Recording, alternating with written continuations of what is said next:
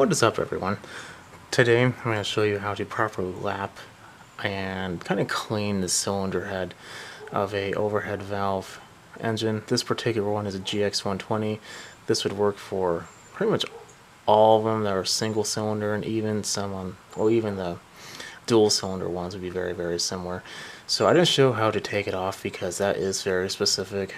Just know that if you have different length screws, for instance this one is a different length than another one, I like to put the different length screws in their original housing so you don't have to question it and potentially crack something if you over torque it. So I took it off, I left the head bolts in. These sometimes you need to make sure are not the different lengths. This one is not, at least I don't believe so.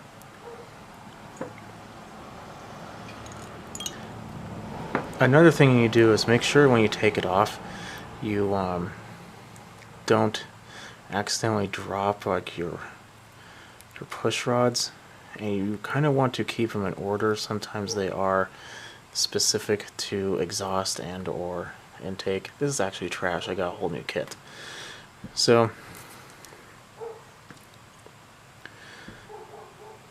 without the push rod there, it's very, very simple. Some of these have a little keeper on the end of it, so you want to be careful of that. But you can either use a tool or your fingers. If you use your fingers, just realize this is a spring. They do like to spring out. This one does not have a keeper. Now also mention, keep it in notice that this is a lot different size.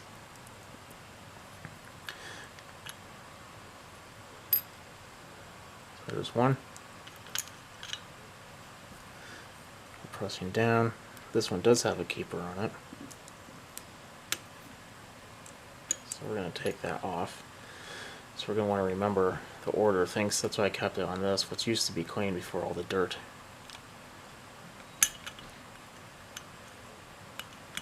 There we go. Then we take this off, put it with the keeper. Also keep the springs separated. They can very rarely, but I've seen once or twice where they will have a different amount of tension. And this is about it. I'm going to take some time, take a wire wheel, and kind of clean up some of this. Actually, let me show you this. See how there's like a lot of black crap on the exhaust where the seat is? And even on the intake. This is why we're doing that. This engine is having some low compression starting issues, and when that occurs, it's almost always the valves. They need to be reseated, they need to be worked on. Could be a head gasket. We're going to be replacing all those things today. So we're going to take some time, I'm going to clean this up. Brass wire wheel, I'm not going to show that because it's really loud and aggravating. Take the spark plug out, put a new spark plug in, and then we'll get back to the main purpose of this video. So I got that all clean, and I try to get as much as I can, depending on the size of your brush. Probably can't, but I don't know if you can see this. See that black stuff on the clean area of it? You don't want that. If you looked up in a handbook, something you don't want to see in a valve, that's definitely it. So I'm going to take some time, clean the top, and be right back. So let's do the real bad one first. Almost always the exhaust is the smaller of the two, so we'll do that one first. And I cleaned up through here, and I know what you're thinking. Do you really have to clean all of it? No. Do you want to do a thorough job? Yes. I mean, do you have to use toilet paper? No. Is it a good idea to? Yes. So you just take the smallest amount of valve grinding compound. There's a couple different grits of it. When I ordered it, it said it was the fine, and when looking at it, it's pretty fine. I've seen a lot coarser.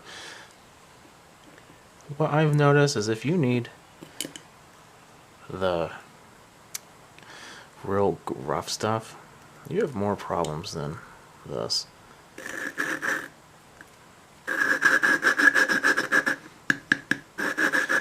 this is just a wooden tool, has 2 suction cups on the end. Now these only happen in 2 different ways. 1, they work very well, and 2, they work very horribly.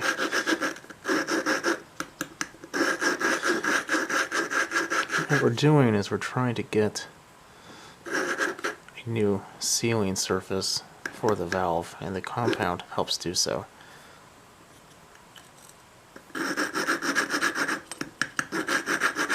This is why it's important to clean your valves. I mean, this is pretty clean, but sometimes this still doesn't like to work very well, as you can tell.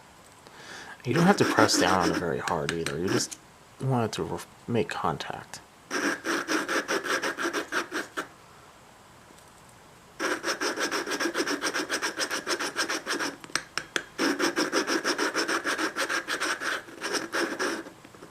Now, there is another way. I don't recommend doing it, but I'll go over it.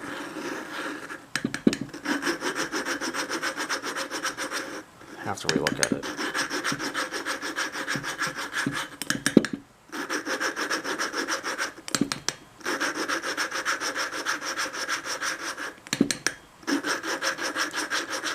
You pick it up when you hear it get like really fine. That should be fine.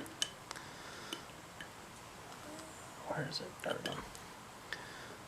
Now we take it out.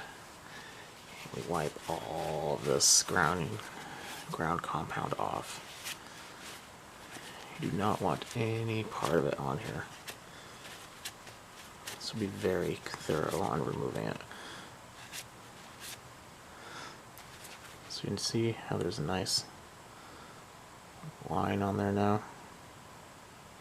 There's no more black at all. Can't even see anything. You want an unobstructed ring.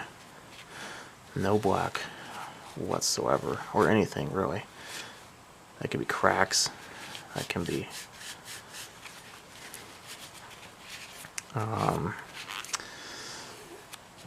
just indentations. If you popped one of these seats out and it made like a chomp on it, you're pretty much garbage now. So you want it to be very, very smooth, because eventually it can cause like a leak and you could burn a valve. So you can't really see it too well because of reflection, but it's a lot better now. I see the same thing. So now that one should be done. I'm going to do the same thing for the other side and then be right back. So one way you can tell if you did a good job is you can put the plug in and put the springs on the back and then put a little gasoline or something in here and see if it leaks. If it doesn't come out either intake, then you're fine. I was going to tell you the bad way of doing it. It's not necessarily bad, it's not the greatest way. If you could take these off, now if your engine's different than whatever, if you can get a drill on the end of this, you can just spin the drill slowly and just go like, push it back and forth, the same valve grounding compound. That can work. You can also do some damage. I wouldn't do that unless it's like an emergency. So now I'm just going to put the keepers back on. Then we'll do that. We'll end the springs. That part you've seen, I'm just going to do it. So I'm going to go over a couple things on this. While you do this, the reason why is because buildup. It's a good way to restore compression. It's a good way to prevent burning of valves. It's a good way to just, it should be done as a tune-up anyway. Things that you want to buy when you do so is a gasket kit. You want to get a head gasket, valve cover gasket at the minimum. I got the ones with the intake gasket and the exhaust gasket as well. It's almost cheaper just to buy a whole engine gasket kit, and then you have another gasket, whatever else is in that kit for another time. So do that.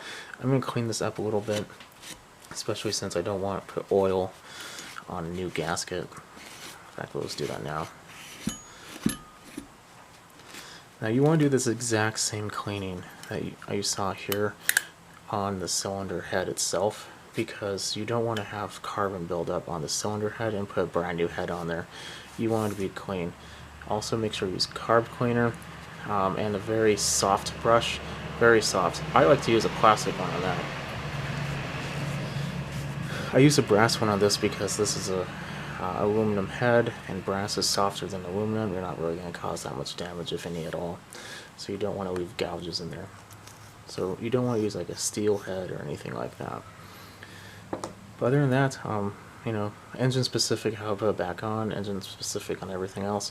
The order to put it back on is you want to put this on, put the head bolts on, figure out the torque, and then put the push rods back in, put the valve,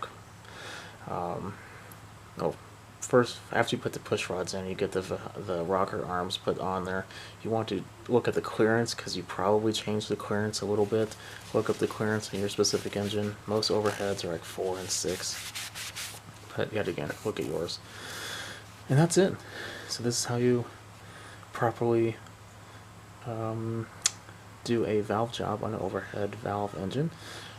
So if you have any questions, leave it in the comment section below. If you like what you see, leave a thumbs up. Definitely subscribe. I'll catch you on the next one. Have a good night. Actually, one more final tip. If you're going to be using carb cleaner on the cylinder head, more likely than not, somebody's going to slip past the rings, or maybe you sprayed it in the little area where the the push rods go. That's going to get in your oil and thin it out. Just change your oil when you do something like this. It's just a good maintenance idea. Okay, that's my really last one. See you later. Have a good night.